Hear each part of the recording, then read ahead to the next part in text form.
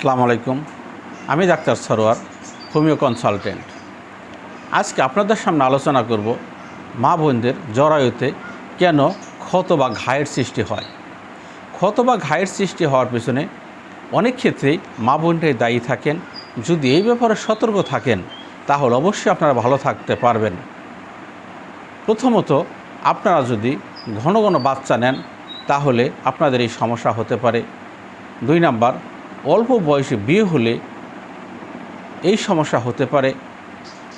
যদি আপনারা দীর্ঘদিন ফ্যামিলি প্ল্যানিংয়ের যে সমস্ত ওষুধগুলি ব্যবহার হয় এগুলো যদি দীর্ঘদিন ব্যবহার করেন তাহলেও আপনাদের এই সমস্যা আসতে পারে।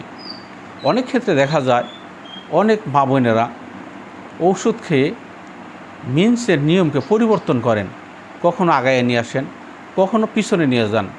এটাও জরায়ুতে ক্ষত বা ঘা হওয়ার বিশেষ একটা ক্ষতিকারক সাইড।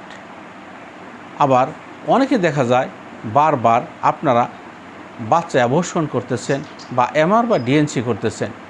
আপনারা যদি কোনো মা বোন জীবনে একবার এমআর বা ডিএনসি করেন তাহলে শতকরা 70-80% মা বোনদের জরায়ুতে ভবিষ্যতে ইনফেকশন বা ক্ষত আসবেই।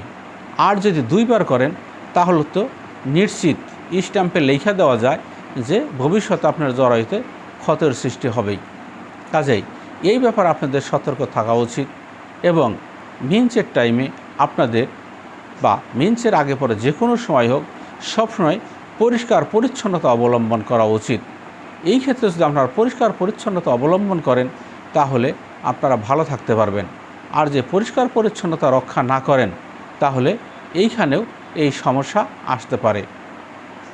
এছাড়াও অনেক মা বোন আছেন যাদের কুঅভ্যাস থাকে বা বদ অভ্যাস থাকে বহুগামিতা। এই বহুগামিতা জরায়ুতে ক্ষত বা ঘা হওয়ার বিশেষ একটা লক্ষণ।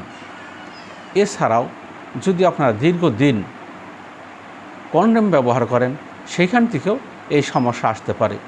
এই যে সমস্যাগুলি আসার পিছনে কিন্তু মা বোনেরাই দায়ী থাকেন।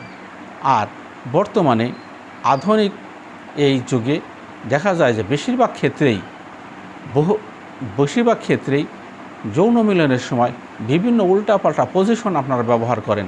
এই পজিশনগুলো যত বেশি ব্যবহার করবেন তত এই সমস্যাগুলি আপনাদের ভিতরে বেশি হবে।